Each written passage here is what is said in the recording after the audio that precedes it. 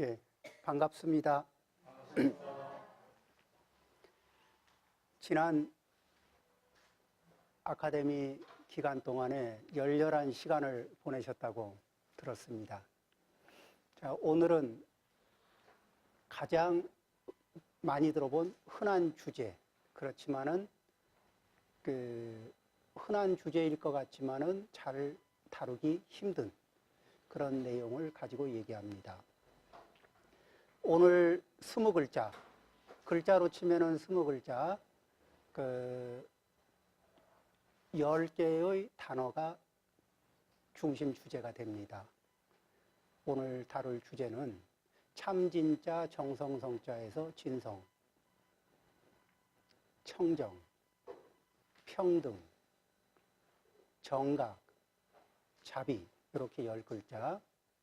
그 다음에 이제 알아차린다는 의미의 간파, 그리고 내려놓는다는 의미의 방하, 그리고 자유자재할 때의 자재.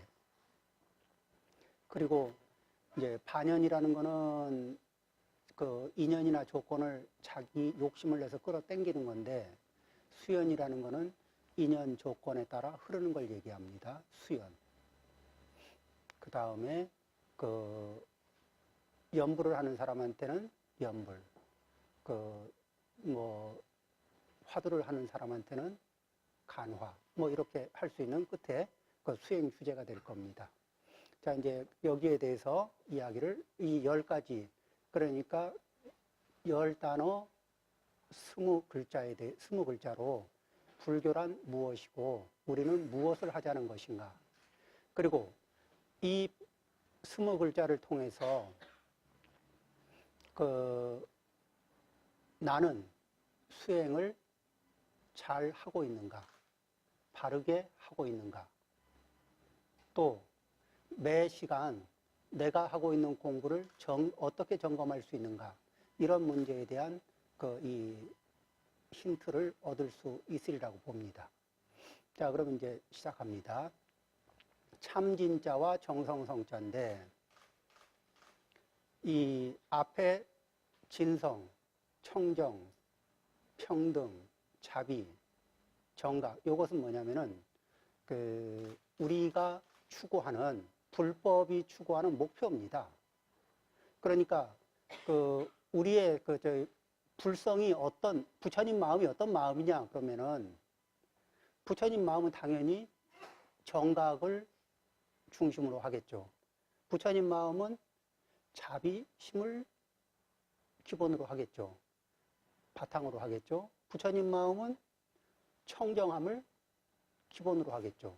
부처님 마음은 평등함을 기본으로 하겠죠. 부처님 마음이 진실할까요? 거짓될까요? 정성이 풀 에너지일까요? 안 그러면은 하프 에너지, 아니면은 바닥일까요? 물어보지 않아도 답은 뻔합니다.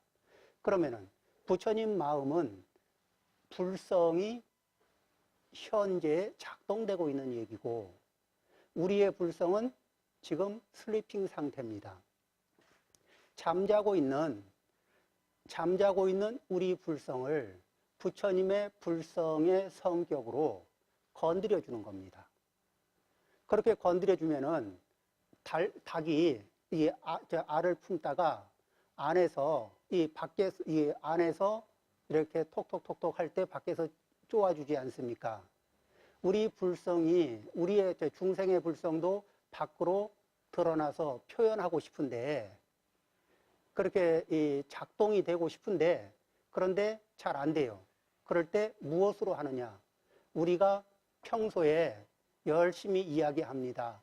수행도 열심히 하고 싶고 뭐도 열심히 하고 싶고 이렇게 얘기하는데, 뭐를 하고 있나 보면은 정신줄 살짝 놓치는 사이에 근수 탐진치, 식멸 개정해, 이렇게 될 수가 있거든. 원래는 개정해를 부지런히 닦고 탐진치를 멸해 없애야 되는데, 아차 하는 사이에 거꾸로 근수 탐진치, 식멸 개정해, 이런 식으로 이렇게 이제 움직일 수가 있어요.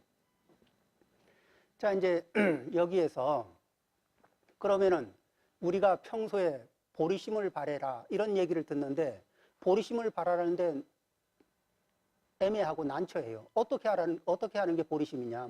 보리심을 어떻게 말하는 거냐? 그런데 어렵지가 않습니다. 간단해요. 어떻게? 내가 어제보다 오늘, 오늘보다 내일 청정의 순도를 어제보다 오늘, 오늘보다 내일 해서 어디까지 끌어올릴 마음이냐면 부처님의 청정한 순도까지 나의 청정한 상태를 끌어올릴 마음이 있으면 보리심을 바란 거예요. 나의 청정함을 추구하는, 평등함을 추구하는 내 마음이 어제에서 오늘, 오늘에서 내일 업그레이드 되면서 그 순도가 점점 부처님의 경지에 합일되도록 끌어올리는 것이, 그 끌어올리겠다는 열망을 갖고 실천을 하는 사람들, 이 사람들이 보리심을 바라는 겁니다. 그렇죠? 왜? 부처님의 마음, 부처님의 경지로 나아가겠다는 열망이 보리심이니까. 그렇죠? 그렇게 보리심을 바라게 되면은, 그렇게 되면은 이제 밖에서 우리의 잠자고 있는 불성을 톡톡톡톡 쳐주거든요. 그런데 이 수행이라는 것이 묘한 것이, 요즘에 어디 급훈을 보니까, 학교 초등학생들 급훈을 보니까 이런 말이 있더라고요. 달걀, 내가 깨면 병아리, 남이 깨면 후라이. 그런데 우리가 이 불성도 이게 탐진치에 감싸져 있는데, 그 탐진치를 내가 깨내면은, 그러면 나는 성인의 반열로 올라갑니다. 그런데 내가 보호 유지하고 싶은 탐진치를 남에 의해서 억압당하고 이게 해침을 당하면은 사람이 망가져요. 그렇게 해서 그렇게 망가지는 사람들이 이 세상에 참 많습니다. 급훈, 달걀, 내가 깨면 병아리, 남이 깨면 후라이. 자, 그렇듯이, 자, 그러면 이제 여기에서 한번 봅니다. 부처님은 우리가 지금은 이제 경전을 통해서 밖에는 못 만나지만, 경전에서 제일 많이 나오는 말이 진실. 그러죠? 예. 진실. 부처님은 진실할까? 안 할까? 진실 순도 몇 퍼센트? 100%. 우리 중생은 진실 순도 몇 퍼센트? 자, 여기에서 이제 다시 봅니다. 우리가 출가를 해서 살든 재가해서 살든 진실하지 않고 당장에 가면을 쓰고, 우리 경험이 있을 겁니다.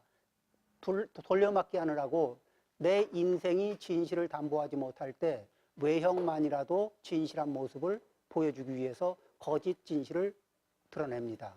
그런데 문제는 뭐냐면은 습관은 진실되게 못 만들었어요. 그러면은 이 겉만 살짝 그렇게 가면을 썼는데 탈로가 날까 안 날까? 탈로가 났을 때 그 앞에 누렸던 이익이 어떻게 될까요? 그 이익이, 앞에 거짓을 통해서 누렸던 이익이 남아있을까요? 아니면 이자까지 쳐서 나가게 될까? 그것이 가까운 사람과의 인간관계에서 이자까지 쳐서 나가게 될 때는 정말 감당하기 힘들어지거든.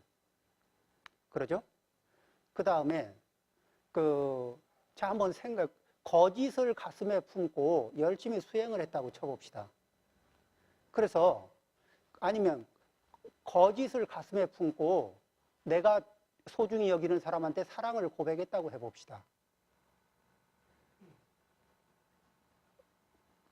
실제 내용은 뭐가 되죠?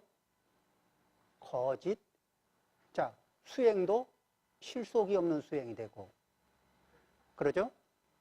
애정도 실속이 없는 애정이 됩니다.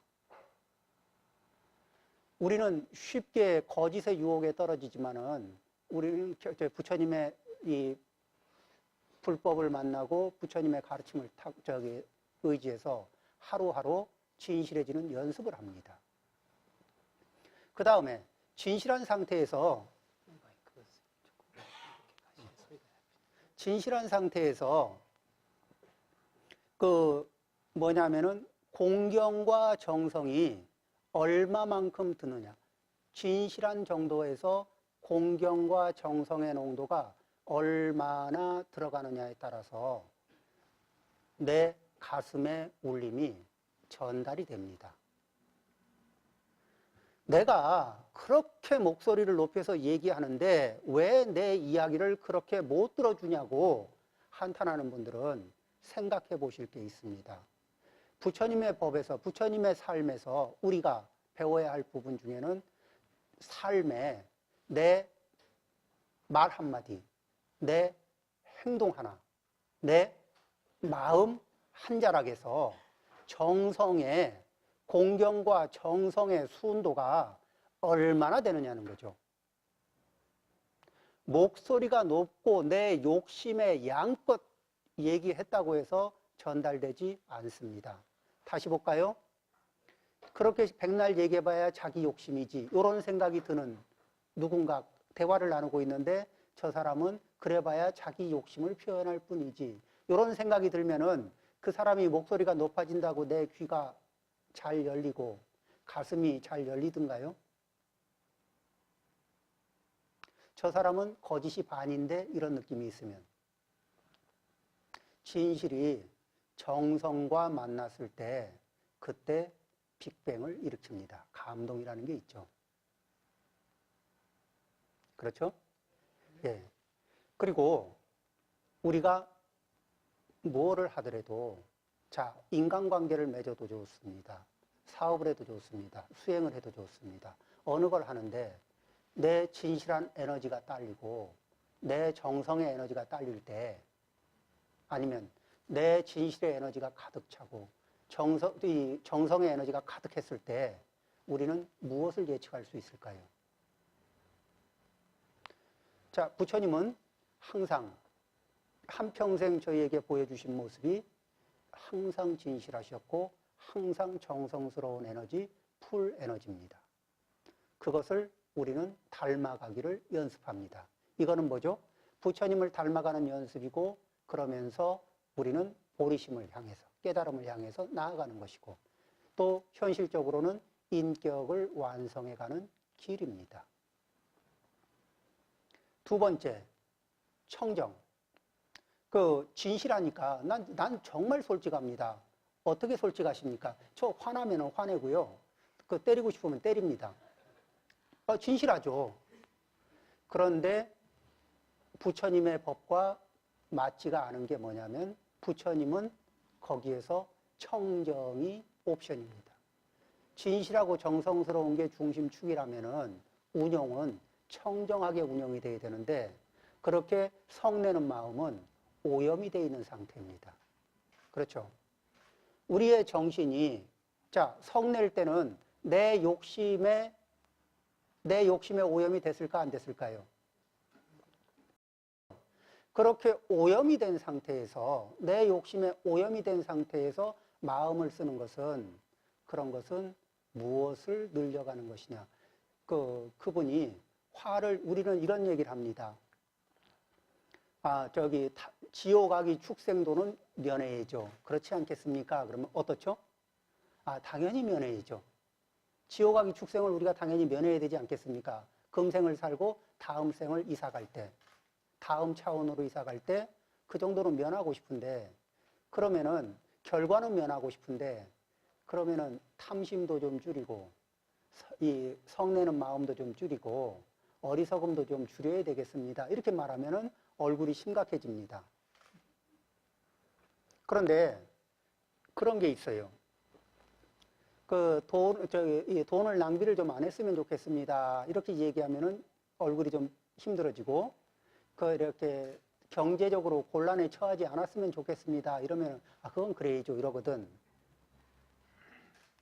마찬가지. 그런데 뭐냐면은 돈을 낭비하고 경제적으로 곤란에 떨어지지 않는 방법, 결과를 피할 수는 없어요. 문제는 뭐죠? 항상 원인에서 조정을 해야 됩니다. 원인의 단계는 뭐죠? 부처님이 탐욕이 많으면은 아귀도에 떨어지고 탐욕의 에너지가 그 다음에 그 어리석음의 에너지가 많으면 축생도에 떨어지고, 남을 상해하는 에너지가, 해치는 에너지가 강하면은 지옥도에 떨어진다. 자, 이제 이렇게 이 공식처럼 나와 있는데도 불구하고 우리는 결과는 피하고, 그러니까 결과는 피하고 행위는 하고 싶고, 이렇게 이제 우리가 익숙하게 살고 있습니다.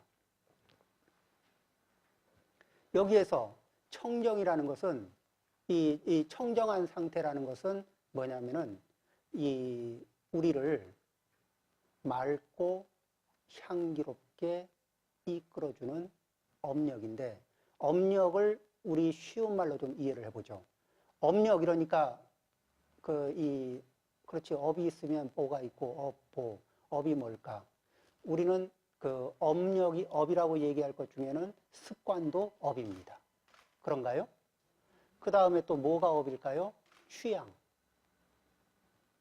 이 취향이 있으면 반복할까 안 할까요? 반복하죠. 습관 반복합니까 안 합니까? 반복합니다. 그 다음에 무엇이 업이 되느냐? 상처. 상처 반복해서 긁어요 안 긁어요? 계속해서 반복해서 긁죠. 그리고 그것이 뭐죠? 계속 그것을 자기 반복을 하면서 문제가 생겨도 멈출 길이 없습니다. 이거를 뭐라 그러죠? 업력이라 그래요. 그러면 계속 자기 반복성을 일으키는 자, 상처, 나는 그러면 남한테 상처를 받았는데 이 상처 어떻게 해야 될까? 자, 상처를 계속 곱씹고 돌리면은 어떻게 될까요? 상처의 그 회오리에 감겨서 결국은 그런 소용돌이에 감겨서 나도 소용돌이에 감겨 들어가고 다른 사람도 소용돌이에 감아 넣습니다. 그렇죠. 정신적인 트라우마가 강한 사람들이 본인만 불행해지는 것이 아니라 함께 불행해집니다. 이런 것들에서 이런 것들이 업력인데, 이 업력이 보통은 무엇으로 오염되어 있냐면은 탐진치만, 의심, 그리고 악견, 이런 것들에 의해서 오염되어 있는데, 이거를 무슨 번뇌라 그러냐면 구생번뇌라 그럽니다. 구생번뇌. 우리가 이제 내가 노력을 하고 건전하게 살려고 할 때 부처님 말씀을 좀 믿는 게 좋아요. 부처님은 42장경에서 말씀을 하셨습니다. 아라한가를 얻기 전까지는 자기 양심을 믿지 말라고. 내가 양심적으로 문제가 없어요 이렇게 얘기해도 이 양심적인 함정에 빠지거든요.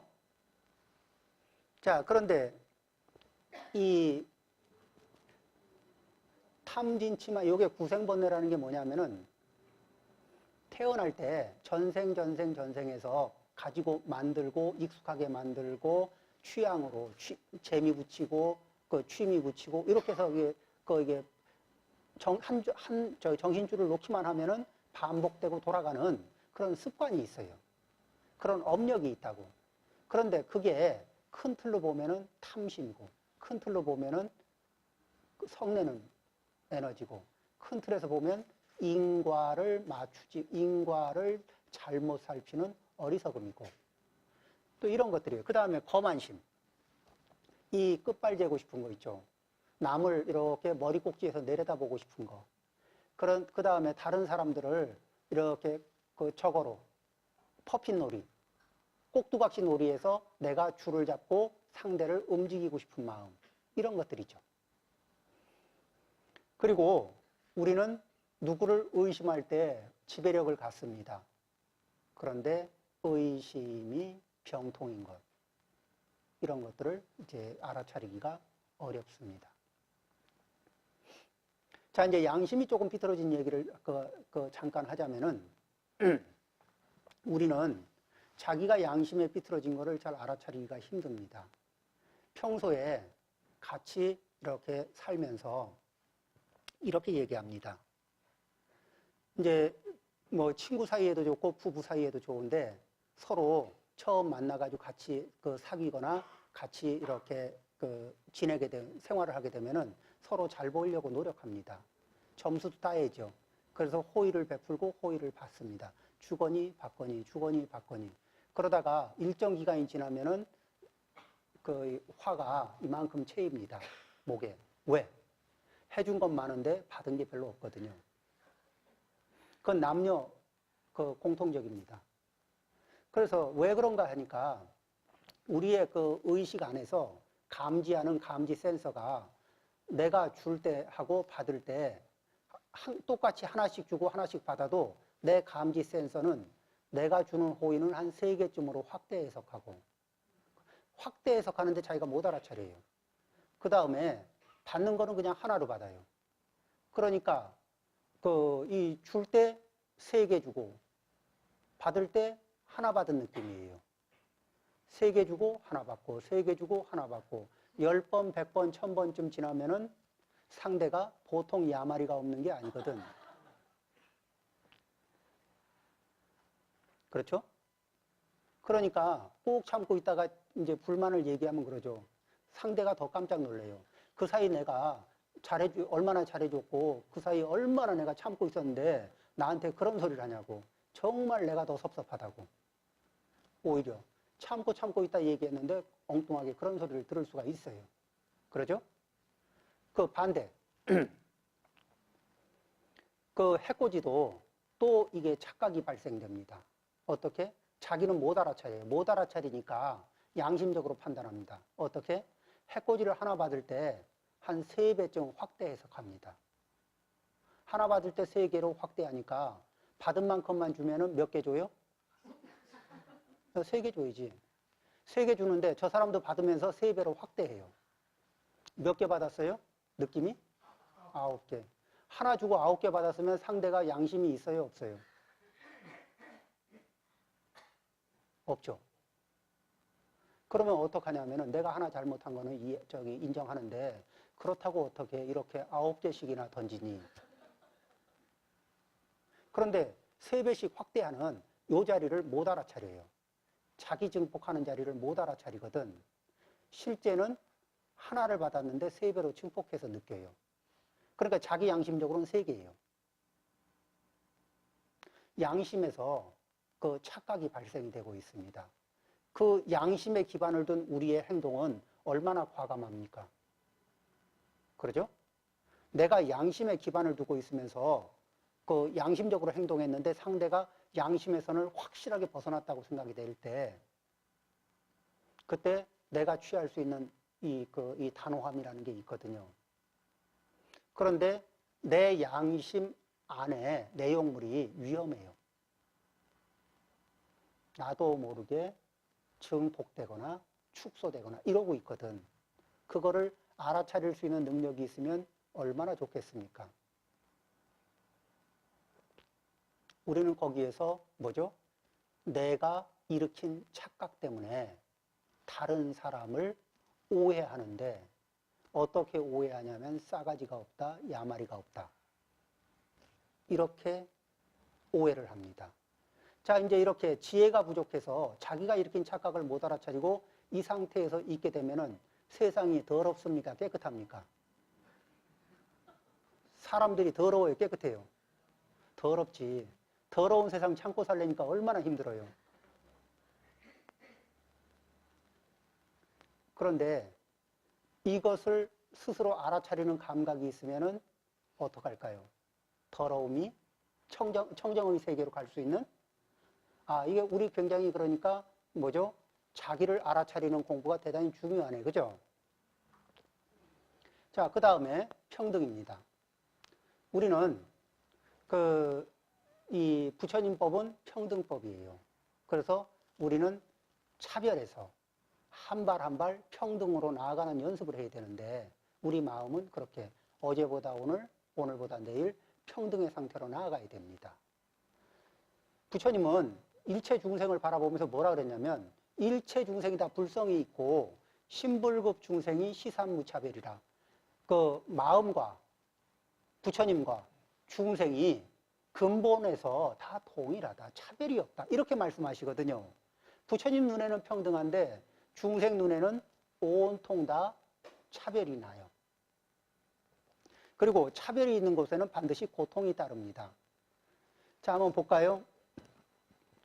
저희 집안에서 보통 이렇게 어머니가 그럽니다. 자식 둘 놓고 이런 얘기 합니다. 엄마, 왜 나만 차별해? 얘야, 무슨 소리냐. 니 둘 다 내 자식이잖아. 10손가락 깨물어서 안 아픈 손가락이 있는 줄 아냐. 내가 니들을 똑같이 사랑한단다. 암만 이런 얘기해봐도 소용없어요. 엄마 마음에 차별하는 마음이 있었을까 없었을까? 전혀 없었을까요? 애가 감지하고 있으면 있는 겁니다. 아빠 마음에도 있습니다. 보살님들도 내 똑같이 돼야지 그러는데 집안에 우선순위 넘버 1, 2, 3 있습니다. 그렇죠? 그런데 그 넘버 3는 항상 가슴에 상처가 나고 있어요. 이 관계 속에서도 뭐죠? 평등하게 보는 연습에서 마음이 넓어집니다. 차별을 하고 넘버 1, 2, 3, 4를 매기는 사이에 뭐냐면은 옹졸해집니다. 그리고 번호가 1번에 가까운 쪽하고 나하고 동질감을 많이 느끼고 2번, 3번, 4번 뒤로 밀릴수록 이질감이 돌거든요. 그리고 동질감과 이질감이 깊어지면은 적대감이 형성됩니다. 그렇죠? 동질감과 이질감이 깊어지면은 한 집안에서도 적과 동지의 관계가 형성될지도 몰라요. 그 이후에 발생되는 고통은 이루 말할 수가 없습니다. 이 평등한 감각을 배우는데 우리는 중생업은 차별이에요. 그렇기 때문에 이 관계 속에서 평등을 바라보는 겁니다.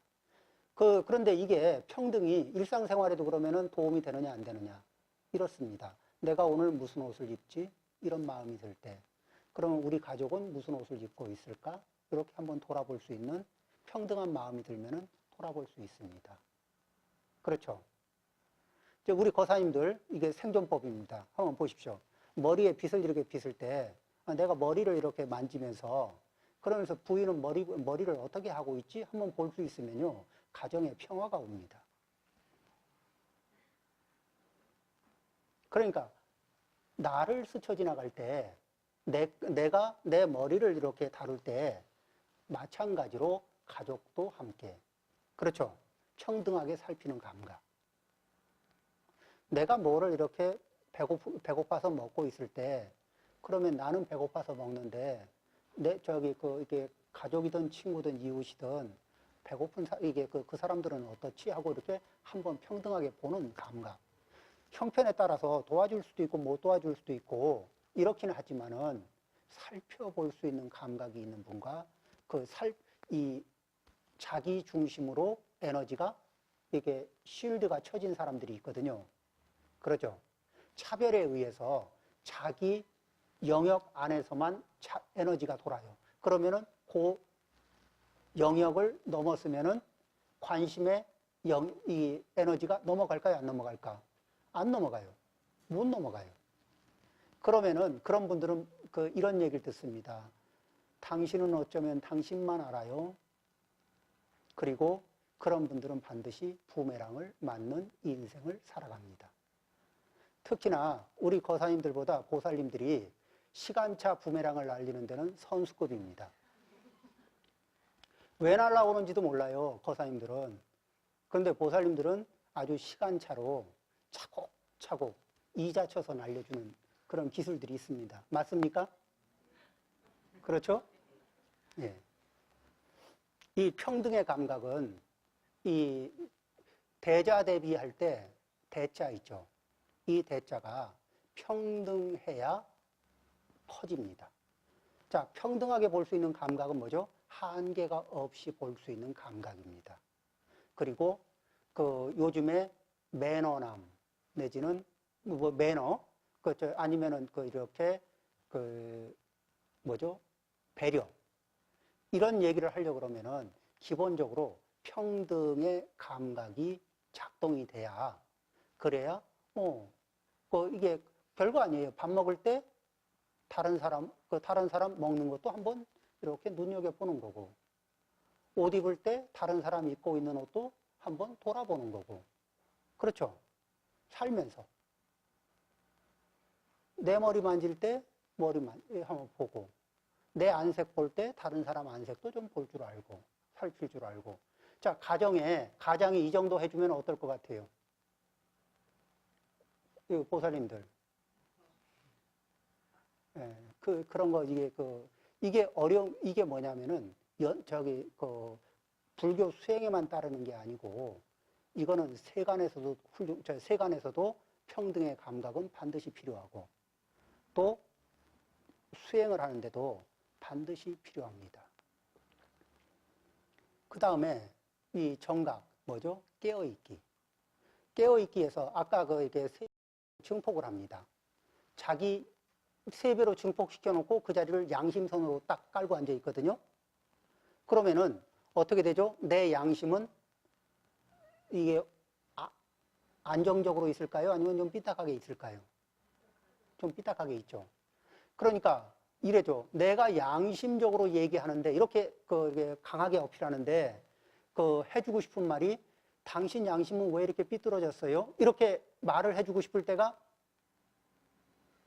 살면서 간혹 느끼지 않습니까? 그럼 그분들만 느낄까요? 아니면은 그분들이 나를 볼 때도 그런 감정을 느끼기 쉬울까요? 왜? 내가 양심의 이 바탕에 대한 알아차림이 없을 때, 그때는 나도 모르게 내 양심은 삐딱하게 서 있는 거예요. 그러겠죠? 자, 이런 내용들. 그 다음에, 자, 그러면은 아주 진실하고 정성스러운 에너지가 청정하게는 뭐죠? 우리의 탐심을 안정시키고, 청정하려면은 우리를 오염시키는 분노를 안정시키고, 청정하려면은 우리를 오염시키는 거만심을 안정을 시켜야 돼요. 자, 어때요? 거만심 있는 사람, 아니면 탐심이 많은 사람, 아니면 분노가 많은 사람 볼 때 깨끗한 사람 이렇게 얘기합니까? 더러운 사람 이렇게 됩니까? 그렇죠? 내가 화를 낼 때는 이유가 있지만 다른 사람이 화를 내거나, 내가 오만할 때는 이유가 있지만 다른 사람이 오만하면 더럽게 보이거든. 그런데 다른 사람이 볼 때도 마찬가지라는 거죠. 자, 이제 이렇게 해서 이 상태에서 뭐냐면은 진실하고 정성스러운 기반 위에서 우리는 청정하고 평등하고 그리고 바른 깨달음을 추구하는 삶을 살게 되면은 그 바탕 위에서 자연스럽게 자비스러운 감각이 나옵니다. 자, 이제 보세요. 진실하고 정성스러운 에너지가 풀 에너지입니다. 그 상태에서 이게 평등하게 사람을 바라봅니다. 그러면은, 자, 배고픈 사람이 보일까 안 보일까요? 힘들어하는 사람이 보일까 안 보일까? 그렇죠? 그러면 힘들어하는 사람이 보이면 자연스럽게 힘들어하는데 반응하고, 이게 배려를 특별히 배려해야 되겠다 이게 아니고 자연스럽게 보이고 자연스럽게 반응하게 돼 있어요. 그래서 자비심은 자비심을 내가 써야 되겠다, 좀 자비로운 사람이 돼야 되겠다, 이렇게 해서 나오는 문제가 아니고, 앞에 진실한 힘, 그 다음에 정성스러운 에너지가 높아지고, 그 위에서 자기의 탐심, 진심, 치심, 거만심, 이런 것들이 안정되게 가라앉을수록, 그래서 청정해지면 청정해질수록, 그리고 이렇게 청정을 회복해 보면 압니다. 얼마나 힘든 건지. 그래서 다른 사람들이 현재 욕심은 부리고 있지만 욕심을 부리는 에너지에서 벗어나고 싶어 하는 사람이 있으면, 아직 벗어나지 못했지만 벗어나고 싶어 하는 열망이 있는 사람을 보면 대견스러워 보입니다. 아직 평등하지 못하지만 평등하고 싶어 하는 마음이 있는 사람도 대견해 보입니다. 이게 포용력이 굉장히 좋아지죠. 자, 이렇게 해서 오늘 앞 시간에는 요 5가지를 다루고, 뒤에는 또 조금 쉬었다가 다음에 5가지를 다루면서 그러면서 그것이 응용이 될 때 어떻게 작용되고 우리 생활에 어떻게 그 도움이 되는지 그리고 이것이 불교에서 추구하는 근본 목적과 어떤 관계가 있는지를 말씀드리겠습니다. 잠깐 쉬겠습니다.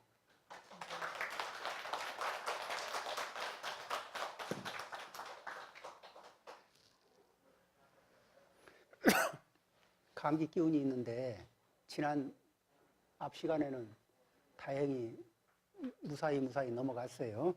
이번 시간도 그렇게 되기를 희망합니다.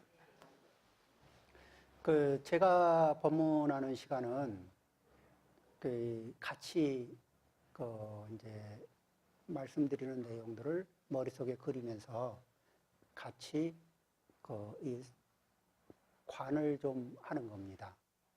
그게 이제 이게 따라서 그 에너지를 따라서 이렇게 그려보면은 그러면은 그렇게 이리 따라가고 저리 따라가는 사이에 평상시 안 가던 쪽으로 이렇게 에너지도 흐르고 하면서 이렇게 막혀있던 이 마음의 길이 조금 열리기도 하고 그렇습니다. 자, 이제 또 시작하겠습니다. 이제 진성, 청정, 평등, 정각, 자비 이렇게 5을 다루고 그 다음에 이제 알아차린다는 의미의 간파. 그런데 지금 이제 뒤에 나오는 5가지는 어떤 거냐면은 생활 속에서 활용하는 겁니다. 어떻게 알아차리냐면은 앞에 다룬 5가지가 내가 마음을 움직일 때, 내가 말을 할 때, 내가 행동을 할 때, 내가 관계를 맺을 때, 이때 이제 알아차리게 하는 겁니다. 나는 이 진실한 순도, 청정한 순도 또는 평등한 순도를 내 중생의 상태에서 순도에서 부처님의 순도까지 끌어올릴 마음의 준비를 하고 발심을 하고 있느냐. 그렇죠? 나는 훌륭해질 준비가 됐느냐. 훌륭해질 열망이 있느냐. 그러겠죠? 이 상태에서 이제 예를 들면 이렇게 살펴봅니다. 인자무적 이런 얘기 있죠. 많이 들어봤죠? 뭐죠? 어진 사람한테는 적이 없다. 실제 그럴까요? 자, 어진 사람한테 적이 있나 없나? 보니까 공자님 애먹인 사람들도 있죠. 그 다음에 4대 성인, 이렇게 4대 성인, 이렇게 부처님 애먹인 분들도 있습니다. 그 다음에 또 누구를 애먹였던가요? 보면 애 안 먹은 분이 없어요. 그러면 어진 사람은 적이 없다? 그건 아니고. 그럼 인자무적, 말이 잘못됐나? 그것도 아니고. 뭐냐면은 어진 사람에게는 적대감이 없다. 자, 이제 이걸 연습합니다. 어진 사람에게는 적대감이 없다. 자, 진실하고 정성스러운 속에 적대감이 있을까요? 자, 청정한 마음에 적대감이 있을까? 평등한 마음에 적대감이 있을까요? 자, 이 정각, 올바르게 깨달아 들어가는 자리에서 적대감이 있을까? 자비심에서 적대감이 있을까요? 그렇지 않습니다. 그런데 나에게서 적대감이 일어난다. 그렇죠? 그러면 알아차리는 겁니다. 알아차리고, 자, 왜 그런 것이 일어날 때 어디에서 일어나지? 알아차리고 그 다음에 내려놓습니다. 자, 이제 세 사람이, 자, 우리는 훌륭해지기로 했으니까 세 사람이 이제 누구를 만납니다. 선한 사람을 만나면은, 나보다 훌륭하네? 그러면 뭐죠? 나보다 순도가 더 청정하든지, 나보다 순도가 더 평등하든지, 나보다 순도가 더 자비스럽든지, 뭐 이런 게 있으면은 어떻게 하면 돼요? 따라 배우면 돼요. 그렇죠? 따라 배울 때는 뭐예요? 수운도가 떨어지는 내 거를 내려놓고 수운도가 좋은 걸 따라 배우면 됩니다. 이렇게 수행하는 거예요. 그런데 그 다음에 이제 어떤 게 있냐면은 좀 성격이 좀 이상하거나 행동이 좀 이상한 사람들을 만날 수가 있지 않습니까? 그러죠? 자, 그 사람들을 만났어요. 그러면은 그런 사람을 만나니까 그 말씨가 좀 고약합니다. 말씨가 좀 고약해서 거짓말을 섞어 하거나 안 그러면은 상처 주는 말들을 좀 하거나 그럴 때 그런 분을 만나면은 상처 주는 말을 탁 던질 때 상처 주는 말을 하시는 분이구나. 그죠? 그 다음에 나는 저 사람이 주는 상처 주는 말에 반응하면서 상처 주는 말로 받아치고 싶은가 아닌가. 그렇죠? 그 다음에 그런 상태에서 보면은 뭐죠? 내 이면에 깔려있는 아직은 작동되고 있지 않지만 작동 레디 고 준비 상태. 이게 반응이 딱 오면은 레디 고 하고 반응할 준비가 돼 있는 내 업력을 알아차릴 수 있을까 없을까요? 알아차릴 수 자, 그러면은 내가 훌륭해지려면은 그런 업력을 내가 스스로 졸업을 해야 될까 아니면 그걸 끌어안고 계속 굴려야 될까요? 졸업해야 되겠지. 그러면 어떻게 해요? 그걸 알아차리고 내려놓는 겁니다. 내려놓는 게 뭐예요? 방하. 그런데 이거는 어디에서 생기냐면은 인간관계 속에서 생기고 생활 속에서 작동되는 겁니다. 생활 속에서 그럼 기준이 뭐냐? 이 상대가 상처를 많이 던지는 사람들이 어떤 사람들이냐면은 평등한 사람들이 상처를 많이 던지겠습니까? 차별하는 사람들이 상처를 많이 던지겠습니까? 차별하는 사람들이. 그러면은 심지가 차별하는 사람이 상처를 많이 던지고 있다면은 그러면은 그 속에서 나는 어느 길을 선택할 것인가? 우리는 이고등락의 길을 갈 거냐 말 거냐. 그러니까 괴로움의 양을 줄이고 행복의 양을 늘리는 길로 갈 거냐 말 거냐. 우리는 쉽게 행복을 얻고 싶어서 선택하는 게 뭐냐면 이기적인 방법입니다. 쉽게 이익을 얻기 위해서. 그래서 어디에 보니까 이런 얘기가 있습니다. 공평하게 결혼한 여자의 최후. 이런 글을 혹시 읽어보신 분 있나 모르겠습니다. 근데 거기에 보면은 한 분은 남자는 이렇게 이기적인 사람이에요. 그냥. 근데 여자는 어떠냐면은 양심적으로 이기적인 사람이에요. 그래서 어떻게 양심적으로 이기적이냐면 상대만큼 이기적일 준비가 돼 있는 사람이에요. 실제 내용이 그렇지 않습니까? 네. 자, 이제 안 보신 분들 때문에 길게 얘기는 못 하겠지만은 이야기인즉슨 뭐냐면은 우리는 아주 이기적이거나 아니면 뭐냐면 상대적인 아주 양심적인 이기주의자가 있는데 양심적인 이기주의자는 이기적인 사람을 만나면 확실하게 그에 상응하는 이기주의자로 오염이 됩니다. 그러니까 더 훌륭할 것 같지만은 그냥 수준이 똑같아져요. 그게 한 가정 안에서 부부 사이에도 그 문제가 뭐죠? 내가 조금 이기적인 움직임을 속내를 들키기 시작하면은 어느 순간에 내 배우자도 나 못지않게 이기적인 액션을 취하게 됩니다. 그리고 그것이 어떻게 시간이 가면은 이 상당히 해결하기 힘든 상황으로 들어갑니다. 내가 조금 편하기 위해서 선택한 이익인데 그런데 내 이기심은 상대에게는 불편함으로 다가가기 때문에 내가 아무리 감춰도 상대는 기가 막히게 알아차리게 돼 있습니다. 그리고 많은 사람들이 양심적인 이기주의자의 선을 지금 그래서 선과 악의 경계선에서 왔다 갔다 하고 있거든요.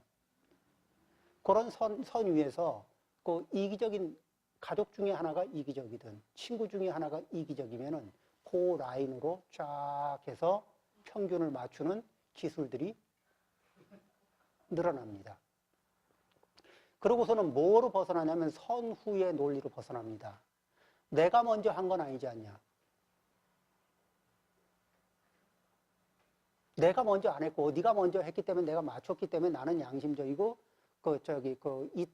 당신이 비양심이다. 이렇게 보통 얘기하는데 사실은 이게 선후의 차이는 있지만은 레벨은 같아집니다. 그리고 이기심과 이기심이 한 집안에서 아들이 이기적이고 딸이 이기적이고 어머니가 이기적이고 아버지가 이기적인 양보 없는 사람들끼리 살면 어떻게 될까요? 굉장히 화목단란한 가정이.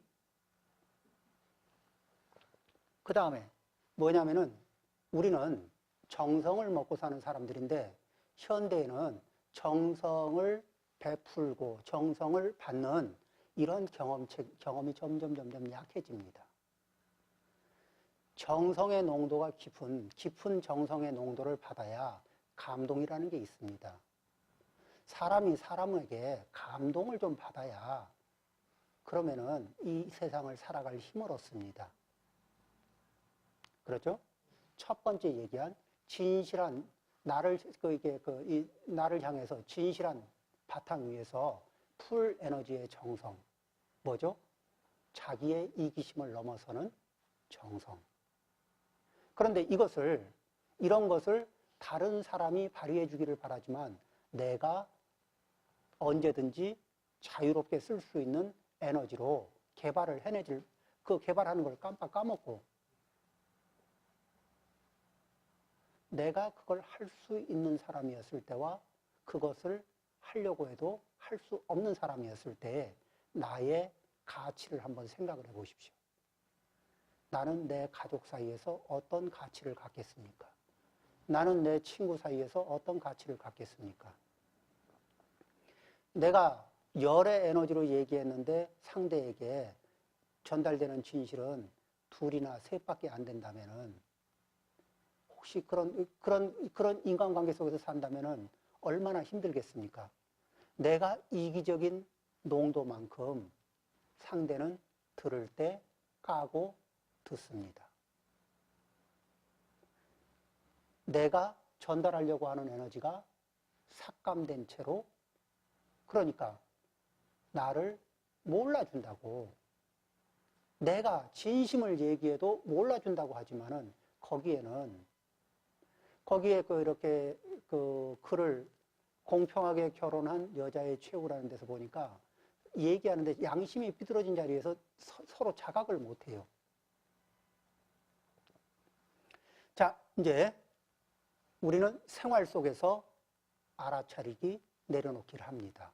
그리고 어떤 사람이 그렇게 이 거친 말을 할 때, 나한테 거친 에너지가 있구나.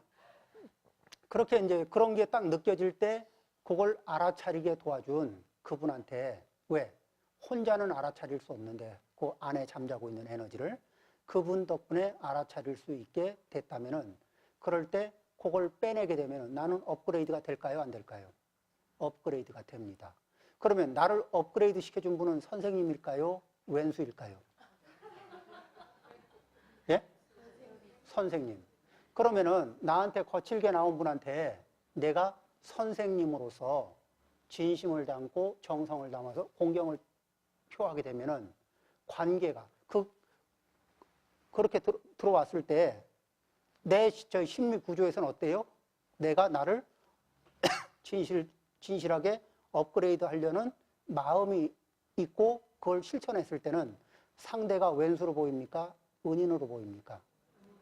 은인으로. 그렇죠? 그러면은 나한테 모범을 보인 사람도 좋은 모범을 보인 사람도 은인. 그리고 나한테 거칠게 다가온 사람도 은인. 자, 이분한테는 세상이 어떻습니까? 상당히 괜찮은 세상이네요. 그리고 그런 마음이 유지되면서 삶을 운영하고 있으면은 관계가 점점 어떻게 변하겠습니까? 선한 선연의 관계로, 그죠? 선한 인연관계로 변화가 됩니다. 이렇게 알아차리고 내려놓는 힘이, 자, 그렇게 하면서 뭐예요? 나한테 있는 문제를 일으키는 습관들을 하나, 둘, 셋, 차곡차곡 내려놓는 양이 많아지면 많아질수록 나는 자유로움이 늘까? 구속이 늘까? 그렇죠? 점점 하고, 공자님은 어떻게 하셨죠? 종심소욕 불유거. 몇 살에 말씀하셨죠? 70. 그렇죠. 연세 70이 돼서 그때 가서는 뭐예요? 그 마음이 그냥 편안하게 진실하고 정성스러운 거예요. 순도가 부처님 순도까지는 모르겠지만 대단히 높은 순도예요. 그 다음에 그 공자님이 사람 차별하는 거 그런 거 없죠. 그죠? 그 다음에 공자님 이렇게 이게 논어를 봐도 그렇지만 참 맑은 분입니다. 그분이 이게 평생 중심의 에너지가 뭐예요? 그렇죠? 인자함이죠. 자, 이런 분이 뭐죠? 하고 싶은 대로, 그 마음으로 하고 싶은 대로 하면은 자기 자신이나 그 주변 사람들에게 이익을 줄까요? 손해를 줄까요? 수행은 제가에서 하든 아니면 출가자가 수행을 하든, 출가자가 수행하는 거는 수행 조건이 조금 더 나으니까 수행 진도가 좀 잘 나가야 되는 건데, 그렇죠? 그런데 님들하고 저하고 비교해 보니까 그만하니까 그러면 어떻게 되죠? 제가 좀 부끄러움을 느끼고 조금 더 노력해야 되는 거예요. 왜? 더 좋은 조건에서 더 좋은 결과를 내야 되는데 비슷하게 내고 있으면은 이게 제가 좀 좋은 조건을 그렇게 잘 활용하지 못한 거잖아요. 그렇죠? 그런 의미에서 이제 저는 그 조건을 잘 활용하기 위해서 조금 더 노력하고 그렇게 하겠습니다. 자, 이렇게 이제 하루하루 이것을 연습을 하고 한 발 한 발 앞으로 나가게 되면은 그만큼 우리는 자기 업이라는 구속을 이 업의 구속을 받게 되면은 그러면은 우리가 어떤 업의 구속을 받느냐 이렇게 얘기하면은 이해관계, 또 어떤 게 있냐면은 인정관계. 이 직장 생활해 보신 분들은 알 겁니다. 이해관계와 인정관계가 이 그물망처럼 짜여져서 이 굉장히 강력한 힘을 발휘하면서 우리를 구속합니다. 그리고 이해관계와 인정관계가 언제 엉키냐면은 이기심을 발휘하면서 수를 여러 차례 부리고 나면은 그 다음에 관계가 이기심을 부리고 재주를 부려놓은 자리는 제법 꼬이게 돼 있습니다. 그런데 저게 관계망 안에 있을 때는 저게 실체처럼 보이면서 우리를 목을 조이기도 하고 땡기기도 하고 밀기도 하고 이러거든요. 그런데 그 중에서 직장 생활을 하다가 사표를 한번 내보신 분들이 있을 겁니다. 사표를 딱 내놓는 순간에 그렇게 철사줄처럼 단단하게 보였던 저 관계망의 줄들이 연기처럼 사라져요. 그렇죠? 색즉시공, 공즉시색. 아니, 그렇게 팽팽하게 유지하고 있던 관계망의 줄이 사실은 보니까 뭐예요? 꿈 같더라는 거죠. 꿈속에 이게 줄과 같더라. 자, 이제 부처님의 법을 배우면서 우리는 이런 상태를 알아차립니다. 그러면은 뭐죠? 인정관계와 이해관계에 대해서 어떻게 하죠? 인정을 합니다. 인정하고 존중을 하는데 저것이 조건이 있을 때는 그렇게 실체인 것처럼 작동하고 그렇게 느껴지다가 그 조건이 해제될 때는 구름처럼 흩어지는 것이라는 그 실체를 보면서 그 조건들을 인정도 하고 그 조건으로부터 초연도 합니다. 자, 이런 이해관계, 인정관계 속에서 진실하게 정성을 다해서 움직이는데, 그런데 구름과 같은, 그렇죠? 꿈과 같은 그런 것이라는 것을 알아차리는 사이에 뭐죠? 열심히, 그러니까 정성을 다하긴 하는데 걸립니까? 안 걸립니까? 안 걸리죠.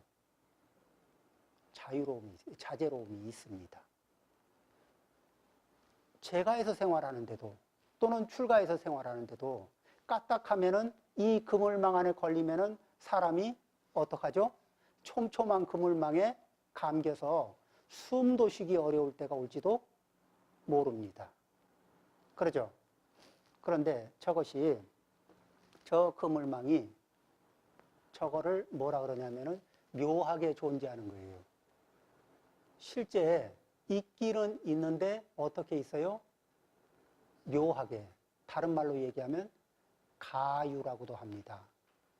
가짜로 있는 거예요. 그런데 실제처럼 느껴져요.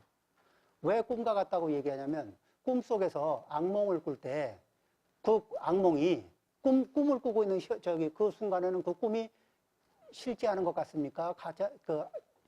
가짜인 것 같습니까? 실제. 라이브하죠. 강렬하죠. 그리고 꿈 깨면은 구름처럼 사라지는 거죠. 그래서 꿈의 존재도 묘하게 있는 겁니다. 그게 묘유예요.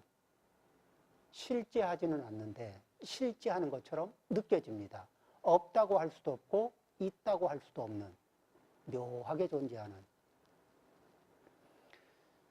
자, 이렇게 자제로움 속에서 이제 그런 것을 경험을 하고 우리의 삶의 그 속에서 계속해서 뭐죠?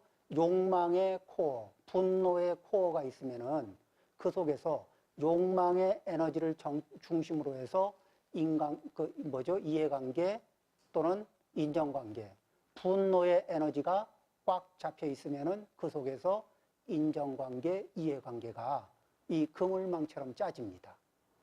그러면은 다른 말로 얘기하면은 그런 마음의 욕망에서 자유로워지고 탐욕에서 또 분노에서 자유로워지고 거만심에서 자유로워질 때, 그럴 때는 어떠냐? 저 그물망을 피고 싶을 때 피고 접고 싶을 때 접을 수 있는 자기의 임의 조절권이 생기는 거예요. 자, 어떻게 하시겠습니까? 그물망에서 늘 그물망에 갇혀서 사는 사람이고 싶습니까? 아니면 그물망을 피고 싶을 때 피고 접고 싶을 때 접을 수 있는 스위치를 넣고 싶으면 넣고 빼고 싶으면 뺄 수 있는 이런 상태이고 싶습니까? 자, 이런 상태가 되면은 그 다음에는 뭐죠? 인연의 흐름을 따를 것이냐, 아니면은 인연을 조작하고 싶으냐. 자, 인연을 조작하면은 이제 살면서 그 인연을 맺기 위해서 더 유리한 조건의 인연을 맺기 위해서 인연을 조작합니다. 그래서 뭐냐면은 더 좋은 인연의 관계를 맺기 위해서 뭐를 하죠? 조건이 안 맞으니까 조건을 맞추기 위해서 거짓을 보입니다. 그렇죠? 거짓 모습을 보이면서 레벨을 맞춥니다. 자, 그런 거 이게 있을까 없을까요? 세상살이에서. 자, 이제 그래가지고 가다가 억지로 맞추거나 그 다음에 이제 그게 안 되면은 양심을 팔거나 자존을 팔아야 됩니다. 인연을 이렇게 맺어야 되는데 정상적으로 자연스럽게 인연이 맺어지지 않는 단계에서 억지로 맺으려고 그러면은 거짓을 팔거나 양심을 팔거나 안 그러면은 자존을 팔아야 됩니다. 그러죠? 현실이죠. 그렇게 하고서 맺어 놓으면은 현재는 돌아가는 것 같습니다. 그런데 뒤에 뭐죠? 고통이 따라옵니다.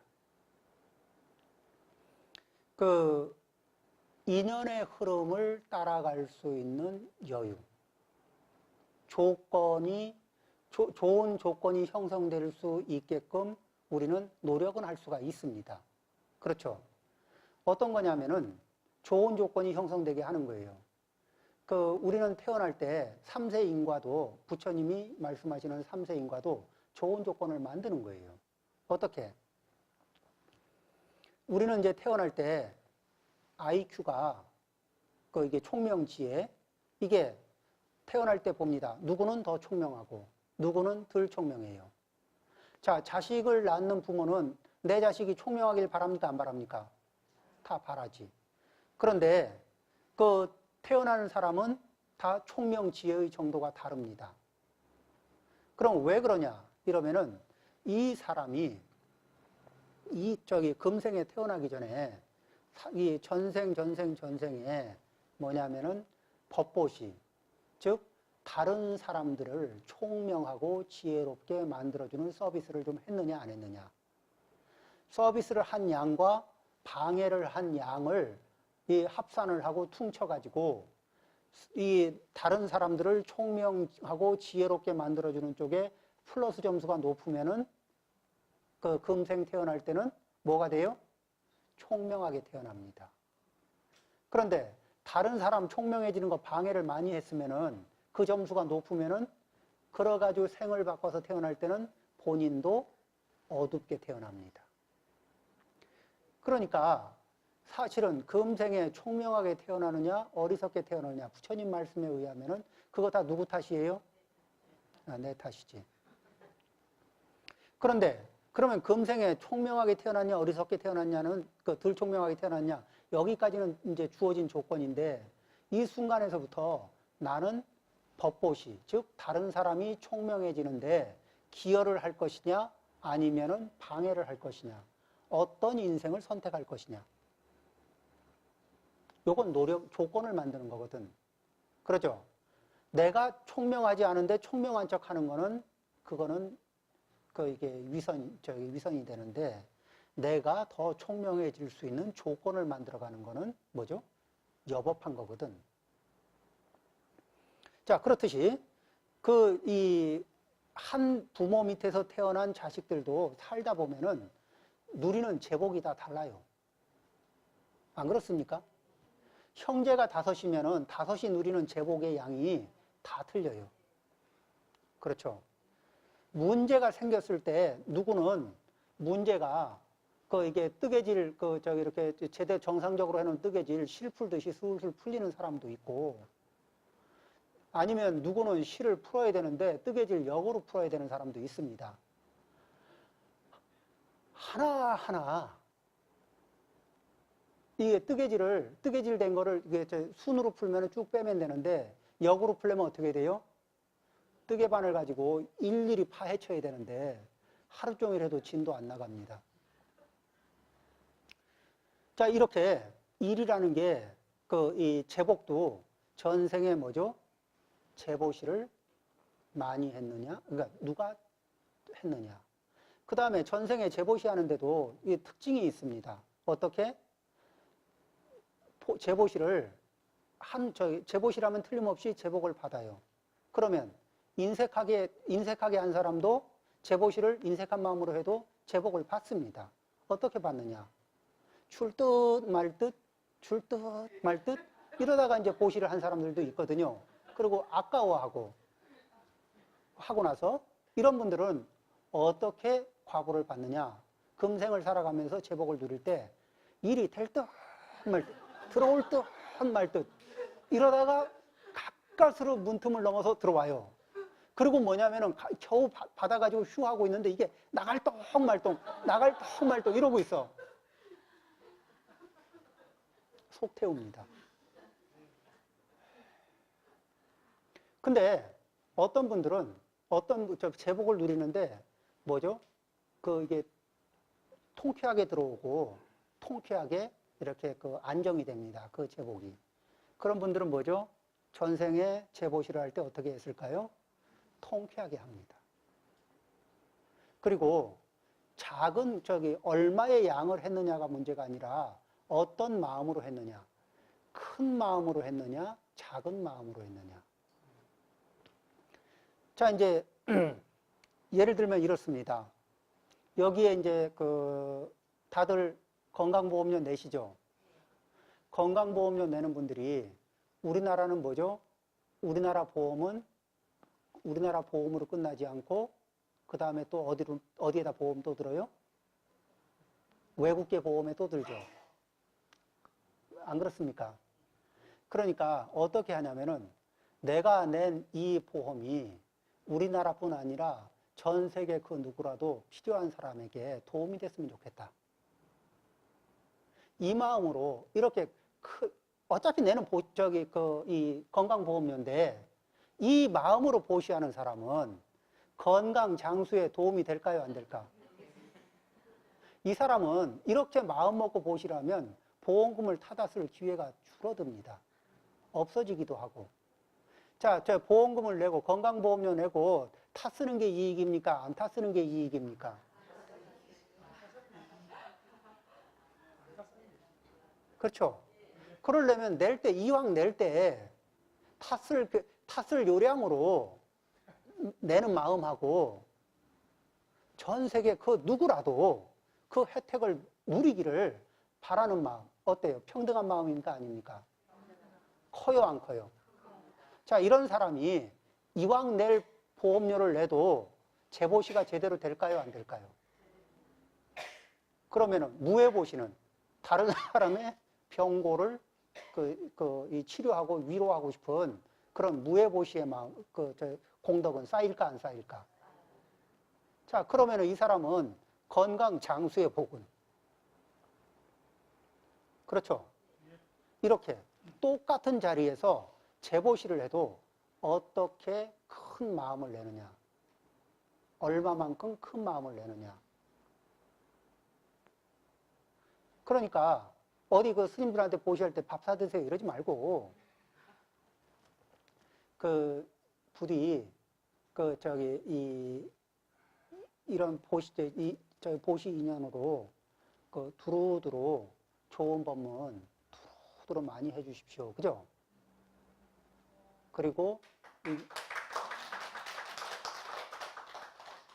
그렇게 권하고 그렇게 권유를 받고 그 다음에 또 뭐냐면은 지금 여기에 이런 이제 법회가 이렇게 갖추어지잖아요. 여기에는요 그냥 와서 법회에 참석하는 분들도 있지만 이 법회가 준비되기까지 이런 조건을 구비하느라고 뒤에서 무척 노력하는 분들이 있습니다. 그분들이 뭐죠? 법보시를 하는 거예요. 여기서 앞에서 법문하는 법사와 이 법회를 준비하고 그리고 법회가 이루어질 수 있도록 이 애를 쓰신 공덕하고 비교하면은 똑같습니다. 법보시의 공덕이 똑같아요. 그러니까 뭐죠? 아, 내가 법보시 하는데 내가 법문을 못 하는데 어떻게 법보시를 할까? 그게 아니에요. 이렇게 같이 그런 마음을 낼 때, 그리고 이왕 내면서 뭐예요? 더 큰 마음으로 낼 때, 그럴 때 우리의 복력과 조건들이 좋아집니다. 이렇게 우리는 원인을 충분하게 충족시켜 가면서 인연을 수순합니다. 왜 인연을 수순하느냐? 조건을 왜 수순하느냐? 그 조건이 현재까지 내가 지어놓은 복력의 한계선이거든. 내가 지어놓은 복력 한계선, 그 한계선을 수순하지 않고 그 한계선을 넘어서 욕심을 부리면은 우리 가끔 사회면에서 구경하잖아요. 자기의 원래 복력의 한계선을 넘어서 욕심 부리다가 사회면에서 유명한 사람 되는 것들이요. 그렇죠? 그런데 인연에 수순하면서 원인을 지어나갑니다. 어떻게? 인연이 될 때 재보시랍니다.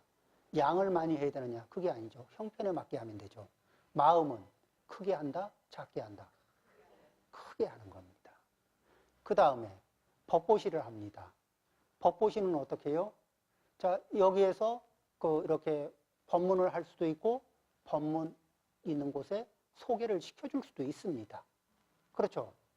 그 다음에 쭈삣쭈삣 하는 사람이 있으면 차에 태워줄게 가자 이렇게 해서 한번 그 다음에 나는 불교 아닌데 그러면 그냥 교양 강좌라고 생각하고 들어봐. 그렇죠? 인연을 지어주는 거. 그렇게 해서 우리가 인과를 볼 때 금생에서 금생 태어나서 금생 죽을 때까지를 시작으로 해서 원인과 결과를 놓고 보면은 인과가 안 맞습니다. 권선징악이란 말이 하나도 안 맞아요. 그런데 과거생에서 현재생, 현재생에서 미래생으로 3세 인과의 기준점에서 보면은 과거생에 제복을 지은 분은 금생에 이 제복이 발휘가 되는데 그런데 그분들한테 묻습니다. 어떻게 해서 이렇게 사업이 잘 풀립니까? 그분들이요. 많은 분들이 그런 얘기를 합니다.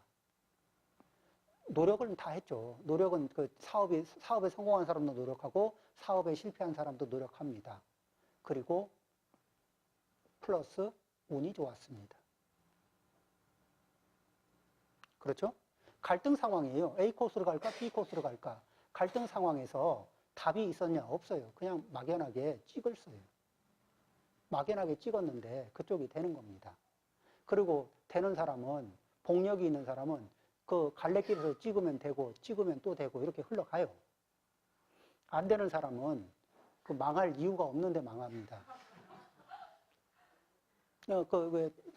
이제 복력이 없는 사람은요, 안 될 이유가 없는 자리에서 안 되게 돼 있어요.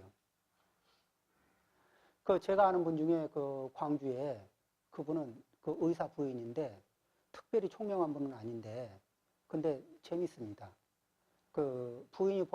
남편이 벌어다 주는 돈을 이분은 김치도 잘 못 담그거든? 집안 살림도 좀 젬병이에요. 그런데 시어머니한테 야단도 안 맞습니다. 남편이 벌어다 준 돈을 가지고 지나가다가 저 건물 사야 되겠다 싶으면 사고 이 땅 사야 되겠다 싶으면 사는데 원칙도 없습니다. 그냥 삽니다.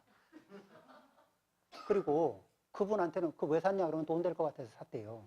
그리고 돈이 됩니다. 그렇게 해서 한 번 사고 팔고 한 번 사고 몇 번 했는데 나중에는 기본이 커져가지고 남편이 버는 거는 잽도 안 되게. 그러니까 시어머니가 아주 기쁜 마음으로 김치 갖다 주고 며느리는 나가서 어디 가서 뭐 샀어요 그러면 기대감이 있습니다. 제복이 있는 분은 그냥 그게 이렇게 남들은 이해가 안 되는 자리에서 그냥 저거 돈이 되게 돼 있는 거예요. 자, 이제 다시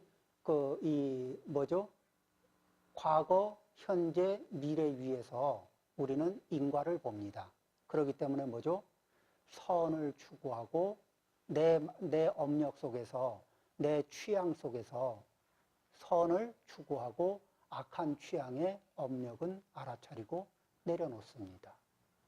그 다음에 내가 받은 상처 반복하면은 업력이 깊어집니다. 어떡하느냐? 우리는 내가 병을 앓고 있습니다.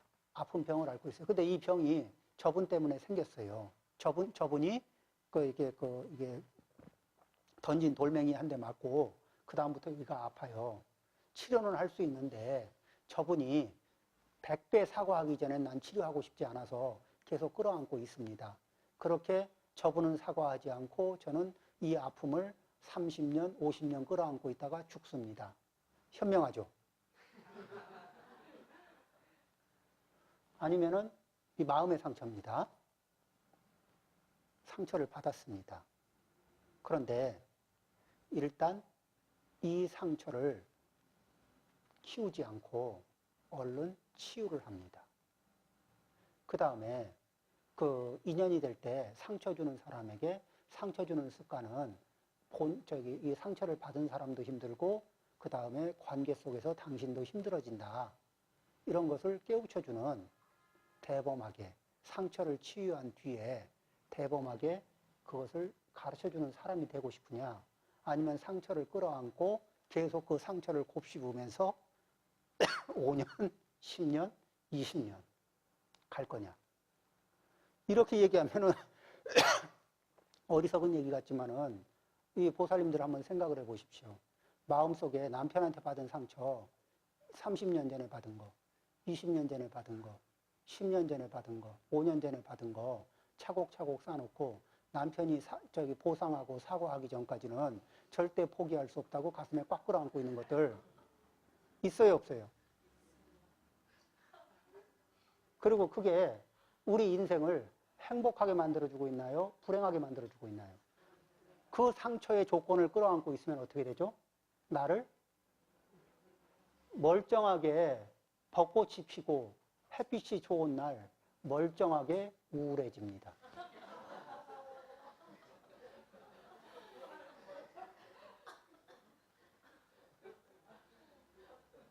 그렇죠? 이렇게 우리는 뭐죠?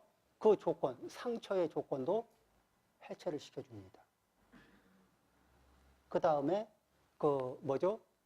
악업의 그 취향도 해체를 시킵니다. 이렇게 하나씩 해체시켜 나가는 기준점 뭐예요? 진실한 에너지를 높여갑니다. 정성의 에너지를 높여갑니다. 청정의 에너지를 높여갑니다. 평등의 에너지를 높여갑니다. 그렇죠? 이 알아차림의 정각의 에너지를 높여갑니다. 자비심의 에너지를 높여갑니다. 그 기준점 위에서 내가 존재하고 내가 관계 맺고 있는 그 활발한 경계 속에서 나는 계속해서 자각을 합니다. 그것이 활동을 하나 안정이 됐나.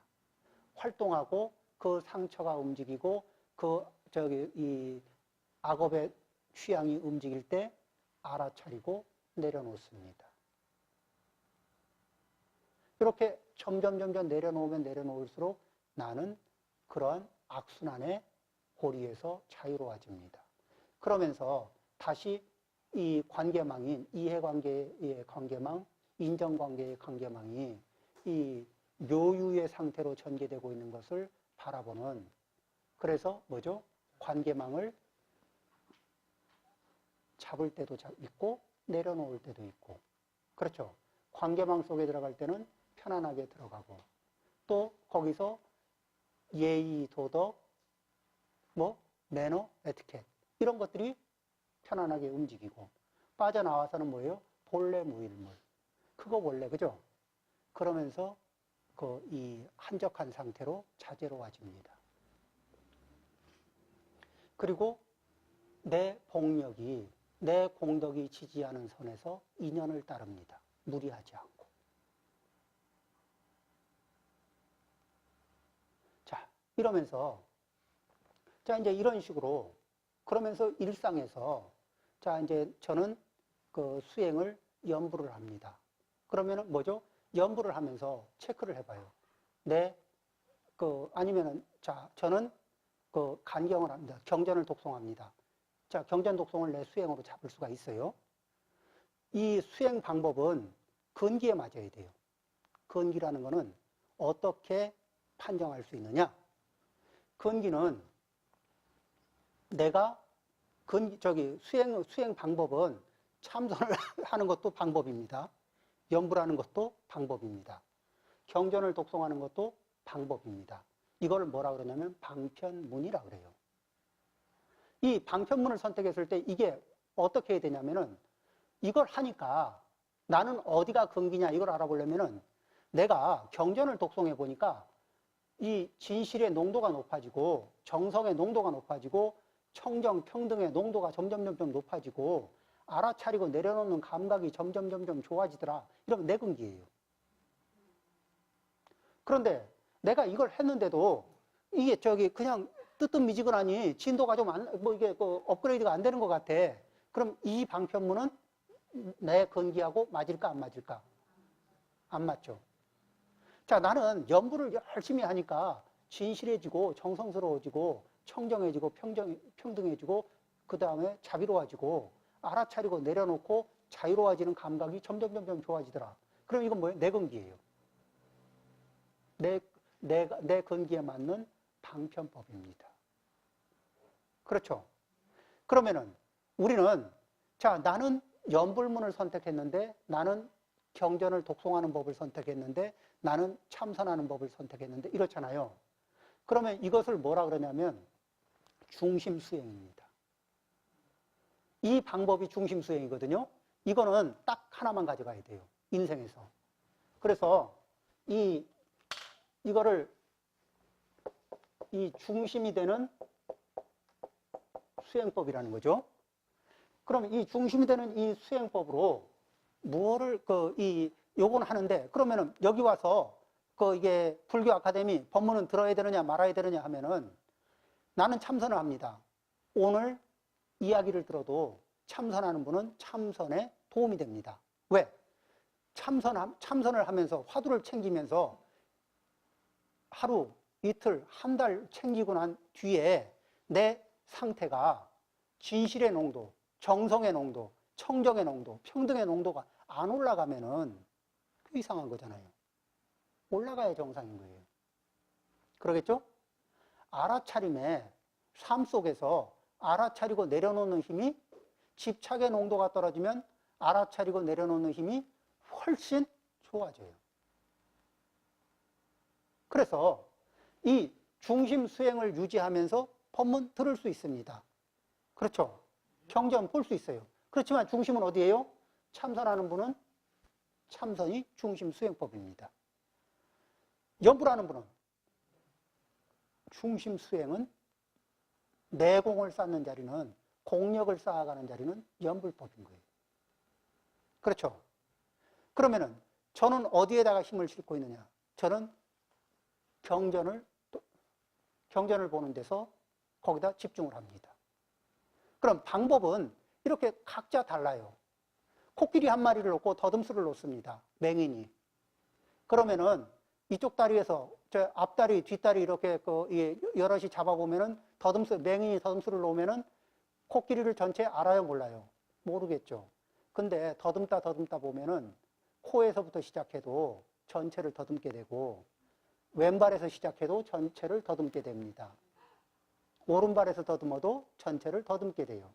결국은 주수를 유지하면서 나가다 보면은 불교의 전체도 파악을 하고 그러면서 뭐예요? 실질적으로 이 자리는 그 힘을 얻어 들어가는 자리입니다. 즉 뭐죠? 내가 자유자재하고 내 스스로 내 고통의 원인을 끊어낼 수 있는 힘을 얻게 되고 내가 행복해질 수 있는 길을 걸어갈 수 있는 역량을 만들어주는 게 주수거든요. 부처님이 권장하신 거는 84,000가지 방편문입니다. 왜? 부처님이 심심해서 84,000가지 방편문을 만들었느냐? 그럴 리가 없죠. 왜? 중생의 근기가 84,000가지니까. 그러니까 어느 방법이 아니면은 방법이 아니다. 이거는 말이 맞습니까? 틀립니까? 틀려요. 그러면 어떻게 해야 맞느냐? 아, 내가 참선을 해보니까 나한테 딱 맞다 그러면 참선이 제일입니다. 이래주면 됩니다. 그런데 나는 연불을 하니까 진도가 나가. 그렇죠? 그런 분이 있죠. 그분은 뭐예요? 참선이 제가 참선해보니까 좋습니다. 그러면 예, 참선이 제일입니다. 그런데 뭐죠? 나한테는 연불이 제일입니다. 그렇죠? 그 다음에 부처님의 육조 스님은 참선에서 깨달았을까? 경을 들어서 깨달았을까? 애매하죠. 육조 스님이 이게 처음 견성을 할 때 사실은 참선이 뭔지 모르고 이렇게 마음이 열렸어요. 이런 분들은요, 금생에 닦아온 게 아니라 과거 생에서부터 공덕을 쌓아오고 수행 공덕이 쌓여 있었습니다. 금생에 개화를 한 겁니다. 그러죠? 이런 분들이 그러면 또 있느냐? 있어요. 오조 홍인 스님. 육조 스님의 스승이죠. 이분은요, 그냥 어려서 엄마 등에 업혀가지고 와서 사조 도신 스님을 만났는데, 아야, 왜 이리 늦게 왔노? 이러니까 그 소리 듣고 깨닫습니다. 어려서. 근데 이분이 무슨 수행을 했겠어요? 전생 수행입니다. 부처님 당시에 그 다파마라자라고 있었어요. 이 다파마라자는 그 스님이 동자승으로 출가를 했거든. 그런데 삭발한다고 머리 이렇게 깎아주니까 머리 깎는 중에 깨달았습니다. 이분들은요, 근데 이분들은 뭐예요? 전생 공력이, 전생에 그 닦아놓은 수행 공력이 심오한 거예요. 자, 이게 언제 만기할지 모르죠. 전생에 얼마나 저축을 해갖고 왔는지 모르잖아요. 그런데 전생에 저축이 많았던 적었던 상관없이 우리는 중심수행법 하나 선택하고, 그 다음에 뭐죠? 보조수행법으로. 자, 이런 이야기들은 연부를 하는데도 진실한 거 필요합니까? 안 합니까? 참선하는데도 진실한 거 필요해요? 안 해요? 그렇죠. 자, 알아차림. 자, 자기가 연부를 하는데, 연부라는 그 나무아미타불 하면 나무아미타불을 하고 있고, 입으로 하고 있는 걸 마음으로 알아차리고 있고, 그 소리를 귀로 듣는 이런 알아차림. 그 다음에 이 흐름을, 알아차림을 방해하는 흐름이 있으면은 그걸 알아차리고 내려놓고, 그러면서 계속하면 어떻게 돼요? 한없이 맑아지죠. 자, 이렇듯이 이렇게 어느 거든지 우리는 부처님의 방법 중에서 선택합니다. 중심수행법. 나는 어느 것을 할 것인가. 이건 바꾸는 거 아니에요. 잘 선택하고. 처음부터 바꾸지 마라가 아니라 해서 효과가 나느냐, 안 나느냐. 내 근기에 맞느냐, 안 맞느냐. 그래서 근기에 맞는 게 딱 선택되면은, 그 다음에는요, 그 길로 가다 보면은 진도가 나갈 때가 있고 안 나갈 때가 있어요. 그래도 꾸준하게. 이 방법이 최고다. 좋은 거 있죠. 최고로 좋은 방법들도 있습니다. 예를 들면은 수학책으로 말하면은 왜 미스테리, 아직 못 푸는 문제, 아니면은 그런 수준의 문제집이나 그거보다 조금 낮은 수준의 문제집이면 어때요? 수학으로는 최정상입니다. 그 문제 풀면은 최고의 수학자 맞죠. 그런데 그 수학책을 갖다 대놓고 공부하라고 하면은 천재들은 공부할지 모르지만은 이 범부들은 안 돼요. 일반 사람들은 단계별로 덧셈, 뺄셈, 곱셈, 나눗셈, 인수분해, 이렇게 로그 이런 거 해가면서 차곡차곡 올라가야 그 다음에 그런 문제를 다룰 수가 있는 거거든요. 평범한 중근기, 하근기들은 어떻게 해요? 단계별 학습을 해야 됩니다. 그럴 때마다 단계별 학습을 통해서 우리는 근기를 키워나갑니다. 그 다음에 이게 근기의 끄트머리, 최정점에 이르렀을 때 쓰는 방편문들이 있거든요. 그런 방편문들은 이 마지막 꼭다리를 딸 때 쓰는 것들이 있어요. 자, 이렇게 이제 20글자, 10단어. 진성, 진실하고 정성스러운 에너지. 그런 마음. 또 청정한 마음. 평등한 마음. 정각. 자비. 간파. 방하. 자제. 수연. 그리고 수행 주제. 자기의 중심 수행, 주수. 이것을 염두에 두면은 불법에서 이 얘기는 경전 중에 어디에도 어느 것든지 나와요. 그렇죠? 이것을 가지고 자기 점검을 합니다. 그리고 이것으로 선지식도 점검합니다. 가능하겠어요? 안 하겠어요? 자, 이렇게 하면은 이 길을 따라서 가면은 탐진치가 늘겠어요? 줄겠어요? 당연히 줄죠. 누가 선지식이냐? 그러면은, 이게 탐진치가 적고, 그렇죠?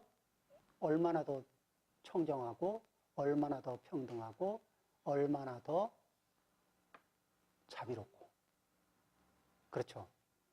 얼마나 잘 알아차리고, 얼마나 잘 내려놓고, 얼마나 인연에 수순하고, 얼마나 자제로운가. 이런 기준이면은 어렵습니까? 안 어렵습니까? 그렇죠. 그리고 우리 수행도 이 기준에 따라서 움직입니다. 이렇게.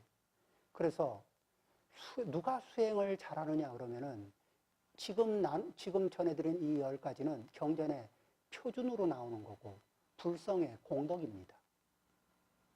불성의 공덕이에요.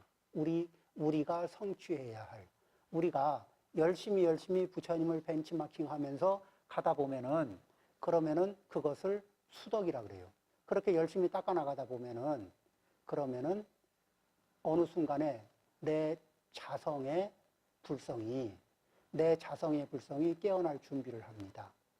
그러면은 내가 닦은 수행의 공덕으로 톡톡톡톡 쳐주고, 안에서 자성 공덕이 탁 솟아져 나오면은 그날은 육조 스님이 확 열린 것처럼 그렇게 우리도 열릴 수가 있을 거거든요.